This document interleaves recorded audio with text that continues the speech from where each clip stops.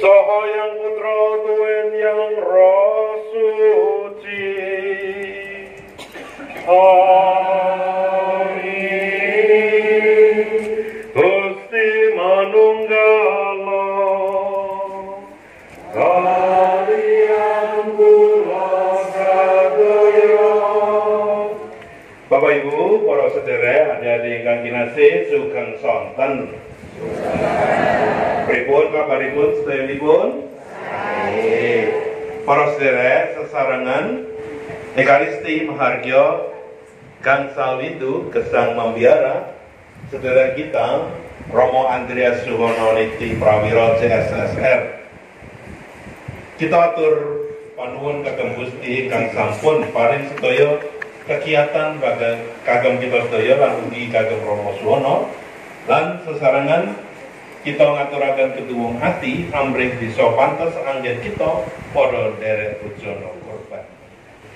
Maune iku klebu ketung ana ing golongan kabeh sarta melu nindakake bubuhan lelaki iki.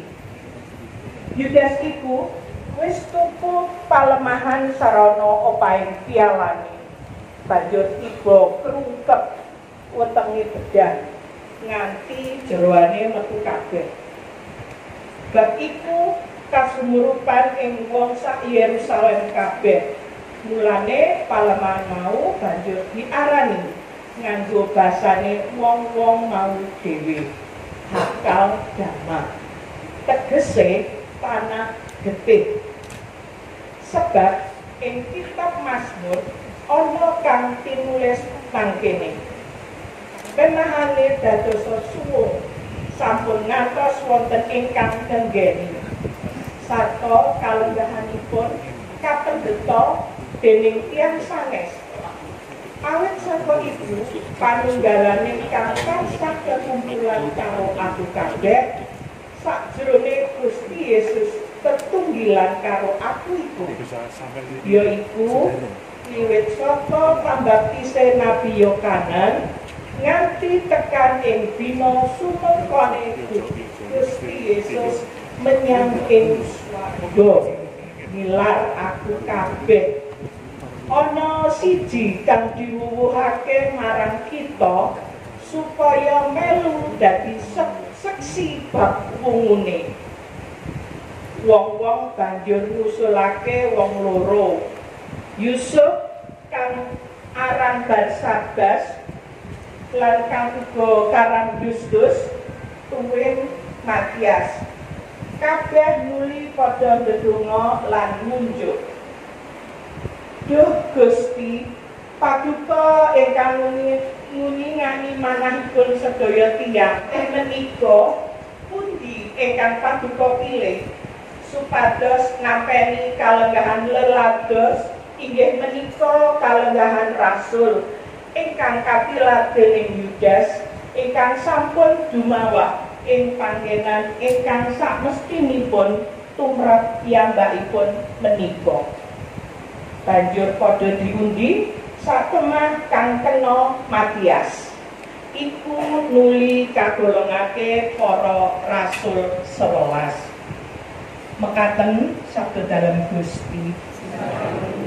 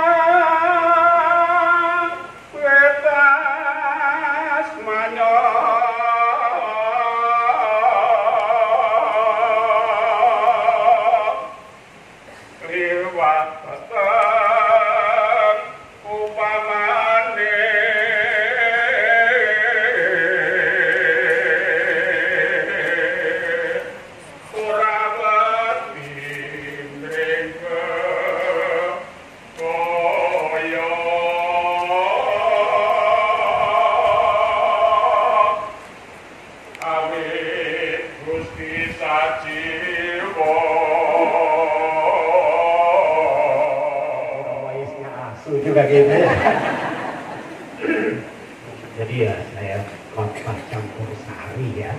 Jadi saya khotbah bahasa Indonesia. Nah, kalau ada bahasa Jawanya ya ketemu baik ya baik, kalau enggak ya juga enggak ya. Baik, saya diminta berkhotbah, namun sebelum berkhotbah menurut Romo Ande, beliau akan menyanyikan tembang dari Mazmur 23. Tapi ternyata tadi yang nyanyi bukan Romo Ande gitu ya. Saya jadi mau bertanya pada Romo Ande, benar ya, tadi teksnya Mazmur 23 ya. Mazmur 23 adalah Mazmur yang berkisah mengenai Daud yang merasa kasih sayang Allah itu begitu melimpah pada dia. Daud adalah seorang raja yang berhasil dan dia betul-betul berhasil juga mempersatukan 12 suku itu menjadi satu kerajaan, dan konon kerajaannya itu jauh lebih besar daripada bangsa Israel atau negara Israel yang sekarang ini. Namun di sisi lain, walaupun dia raja yang hebat, tapi Daud itu juga seorang bajingan. Tenang, bajingan, tapi bukan bahasa saya loh ya. Itu bahasa dari seorang profesor di Satya Wacana yang bilang pada saya, dia itu seorang bajingan. Kenapa? Karena pertama, dia banyak membunuh orang, termasuk juga melakukan genosid. Karena dia membunuh seluruh keturunan Yebus yang menjadi keturunan dari Raja Saul. Jadi supaya jangan ada pemberontakan berikut, dia basmi seluruh suku dari Saul itu, dan kemudian menjadi aman gitu. Yang kedua, dia juga bajigur, itu karena bajigur di rumah, maaf bajingan wes ya. Yang kecil-kecil jangan ikuti ya. Dia juga punya banyak istri, 850. Jadi kalau dia datang di sini mungkin ini semua, nah ya. 850, belum termasuk bundiknya. Bundiknya itu 3.000-an orang. Jadi saat kelepu juga belum cukup. Bundiknya demikian banyak. Jadi di satu sisi dia adalah orang yang berhasil, namun di sisi lain dia juga adalah seorang yang preman. Saya tidak tahu persis mengapa Romo Ande mau merenungkan ini, Mazmur 23 ini sebagai bahan untuk khotbah. Saya menduga Romo Ande juga mau seperti Daud mensyukuri rahmat Tuhan, menyadari bahwa Tuhan ada, dan Tuhan memberikan kasih setia kepadanya, tapi di sisi lain juga Romo Andre mau mengakui bahwa dia itu bajingan.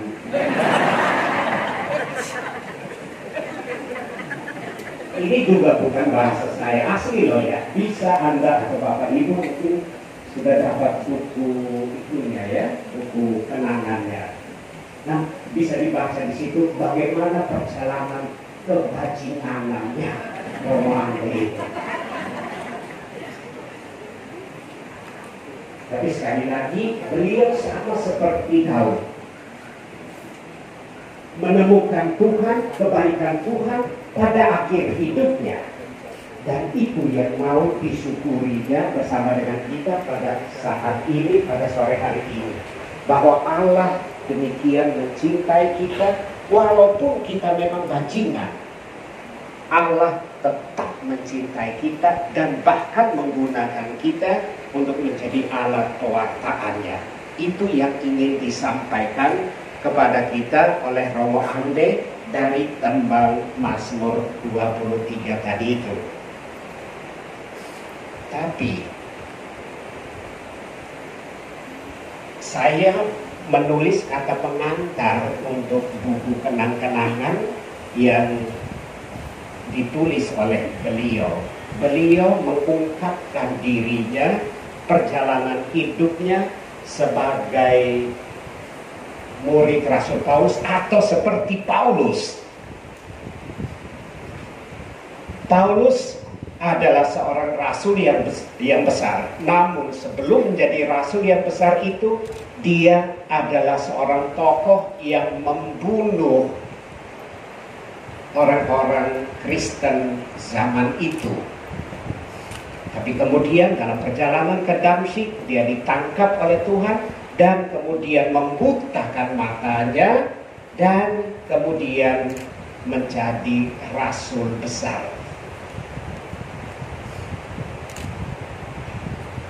Di sana Romo Andre mengungkapkan perjalanan hidupnya ibarat Paulus yang pergi ke Korintus, ke Filipi, ke Efesus dan berjumpa dengan umat di sana untuk kemudian mewartakan Injil.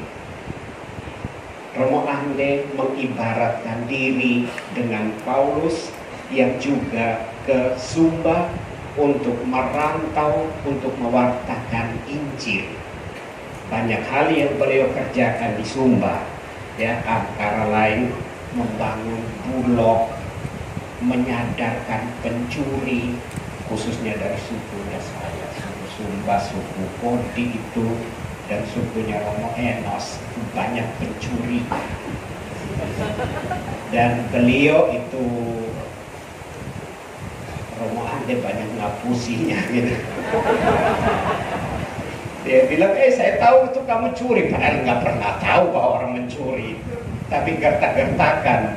Lalu nanti dari orang itu, bukan saya Romo, jadi siapa kamu? Kan mirip mukamu. Muka aja orang Sumba yang mirip-mirip bodoh ya. Nanti mengakui temannya yang mencuri, begitu ya. Pewartaan kadang-kadang juga macam begitu. Dan Romo Andre berjuang untuk mewartakan Injil di Pulau Sumba. Sehingga lalu saya berkesimpulan bahwa panggilan Tuhan itu misterius, benar pilihannya. Itulah kemisteriusan dari panggilan itu. Setiap kami yang hadir di depan ini, para romo, mempunyai sejarah panggilannya sendiri-sendiri yang juga misterius. Romo Is dulu ganteng, ya. Sekarang masih tampaknya sedikit ganteng-ganteng lah ya. Banyak pacarnya, tapi semua ditinggalkan demi panggilan Tuhan. Ya. Itulah misterius. Kalau saya kebalikan dari Romo Is, nggak ada cewek yang mau, ya wes lah, jadi Romo wes. Itu juga misterius ya kan. Tapi saya tahu setelah saya masuk itu banyak yang nangis. Nangis menyesal, kok jadi Romo ya mau masuk seminari. Ayo, berarti ada yang juga menangisi saya, mencintai saya. Tapi itulah misteriusnya. Panggilan kami, panggilan kita misterius. Itu yang pertama. Yang kedua, di sisi lain panggilan kita juga itu manusiawi. Manusiawi itu artinya bahwa Allah memanggil kita dalam cara-cara yang kita kenal sebagai seorang pribadi manusia. Romo Ande mau menjadi imam, itu juga dengan cara yang manusiawi. Kalau saya tidak salah membaca dari bukunya, beliau bersaksi dia dipilih jadi ketua minggu panggilan ya Mas ya, ketua minggu panggilan di Klepu. Lalu dengan itu dia kontak romo-romonya, kontak suster-susternya untuk ke Klepu mempromosikan biaranya. Dilalah dia daftar ke CSSR, ke Romo Willy. Lalu Romo Willy pikir, wah ini calon saya. Dia langsung bilang, baik besok nanti kalau kamu mau ke Sumba, datang ke sini ya, ambil tiket ke Sumba, tahun perkenalan. Romo Ande kaget. Tapi dalam kekagetannya, manut. Ikut saja. Itulah yang saya bilang, dia manusiawi. Artinya, ya menyentuh kehidupan kita dan membiarkan kita itu ya manut gitu, mengikuti apa yang dibisikkan oleh Tuhan, entah lewat orang-orang di sekitar kita ataupun lewat pengalaman hidup kita itu. Bapak Ibu, saudara-saudariku yang terkasih dalam Kristus, hari ini kita berkumpul untuk merayakan 40 tahun hidup menurut Romo tadi itu profesi ya, 40 tahun Romo Ande membahasakan hidup membiara, apapun namanya. Tetapi kita ingin merayakan, ingin bersyukur kepada Tuhan atas panggilan yang dialami oleh Romo Ande, yang juga banyak berkarya lewat kehidupannya sendiri itu. Bagi saya, kita merayakan itu berarti juga kita ingin bahasa Jawa, ngalap berkat ya. Kita ingin juga menerima berkat dari Romo Ande. Kita ingin belajar dari beliau. Apa yang bisa kita pelajari? Menurut hemat saya, yang pertama adalah kita menyadari bahwa setiap kita ini dipanggil oleh Tuhan untuk menimba kekuatan kasih dari Allah itu sendiri. Karena itu pesan bagi saya yang sungguh kuat yang dapat kita tarik dari kehidupan Romo Ande. Berhentilah ngelmu. Karena ngelmu itu, Romo Ande sudah menyatakannya, itu membuat otak kita itu tidak jalan. Edan, itu Romo Ande juga edan. Betul. Sudah berikut, biasanya orang yang ngelmu itu tidak mandi kan? Benar itu, saya mengalami waktu saya frater bersama beliau. Romo Ande itu nggak atus, nggak mandi. Mambunya, aduh gitu. Tapi saya heran kok mambu lebih banyak yang ngantri ya. Jadi pesannya sangat kuat. Ngelmu sejati itu menurut saya adalah kita ngelmu pada Tuhan itu sendiri. Kita belajar dari Dia, kita berguru kepada Dia untuk dapat merasakan kasih-Nya kepada kita. Romo Ande itu juga setelah menjadi Romo itu masih tetap ngelmo. Karena itu juga jarang mandi dia. Baru setelah beliau mengalami sakit yang membuat dia susah lagi untuk bergerak, beliau menjadi sadar. Ilmu sejati adalah berserah diri akhirnya kepada Gusti Yesus. Jadi preman itu tidak ada gunanya. Jadi bajingan itu tidak ada gunanya. Bajingan sejati itu kalau Anda seperti kami, orang NTT itu mengerti kata bajingan. Kalau bajingannya kami itu artinya positif. Misalnya kalau anaknya untuk 10 atau 9 di ujian matematika atau ujian apapun, nanti ibu itu akan bilang, anak saya itu bajingan benar. Nah, kayak begitulah bajingan yang ingin saya katakan kepada Bapak Ibu sekalian. Bajingan yang baik, bajingan yang positif, yaitu menjadi orang yang berguna, orang yang berharga. Dan itu ditunjukkan oleh Romo Ande. Dia bagi kami sangat berguna, sangat bebaslah ketekan itu.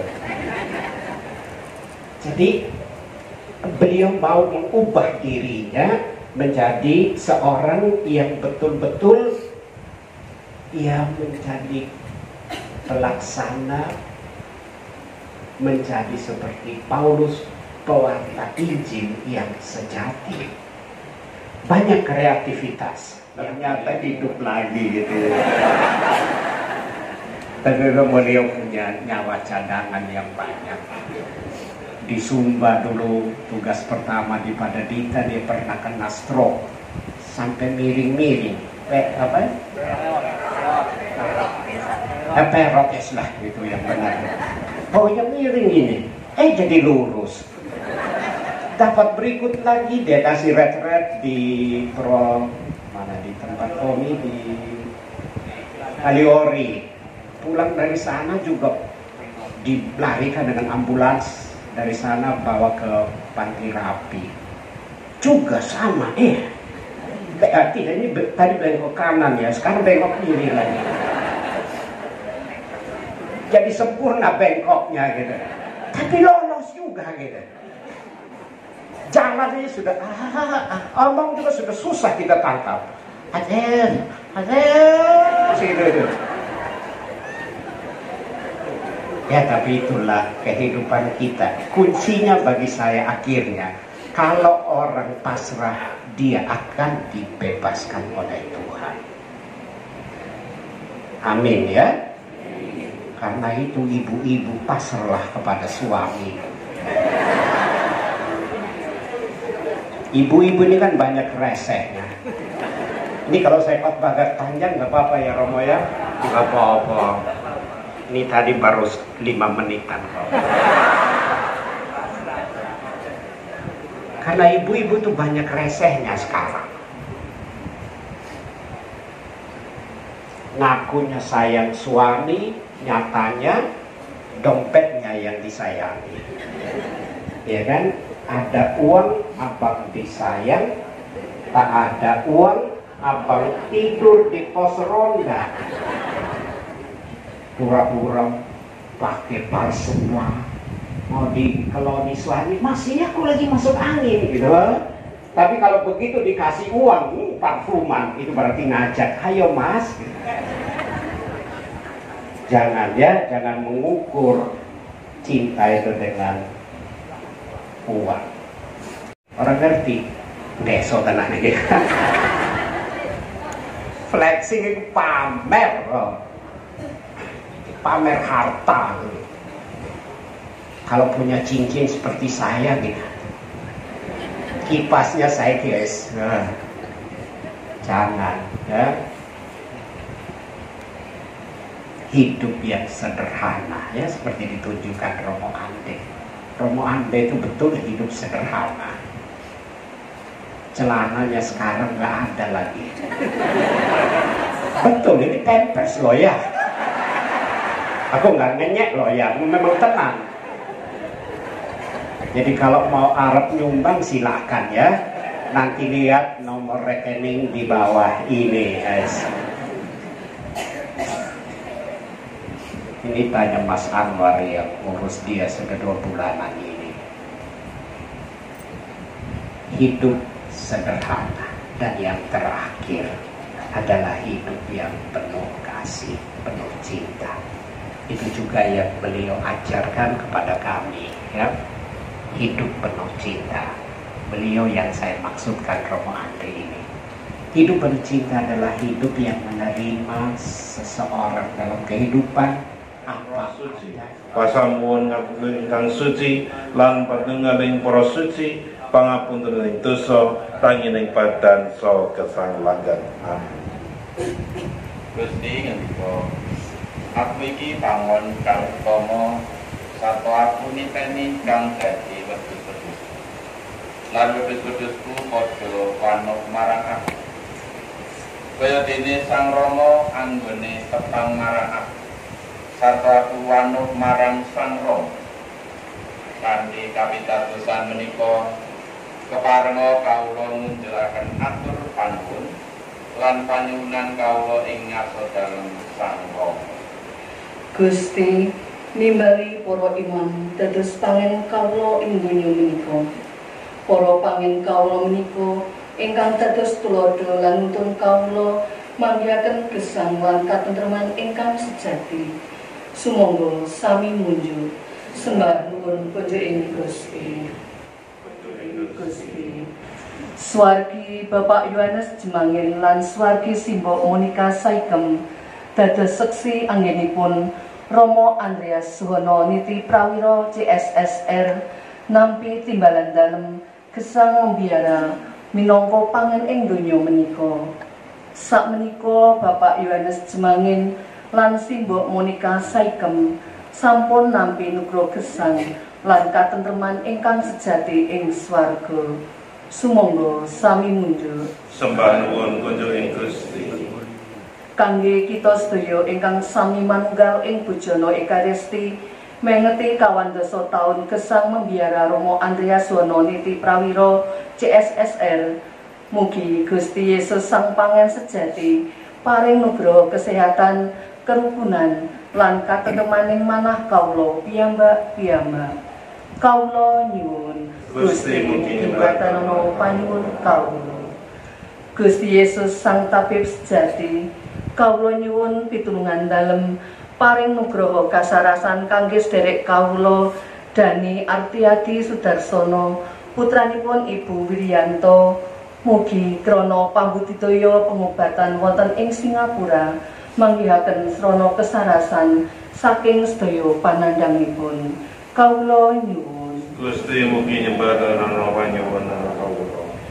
Gusti kawula ngaturaken panuwun awit paring pangen ing paroki Santo Petrus lan Paulus Klepu. Sacara milunggan ing dinten menika Romo Adolfus Suratmo Atmomartoyo PR mengeti tanggap warsa kaping 50 gangsal taun gesang ing donya menika. Mugi Gusti paring nugraha kesehatan, kabegjan lan kesejahteraan lair terus ing batos saged dados pangen kawula ing paroki Santo Petrus lan Paulus menika. Kawula nyuwun Gusti mugi nyembadana panyuwunan. monggo sami wening sawetawis ngaturaken panyuwun pribadi.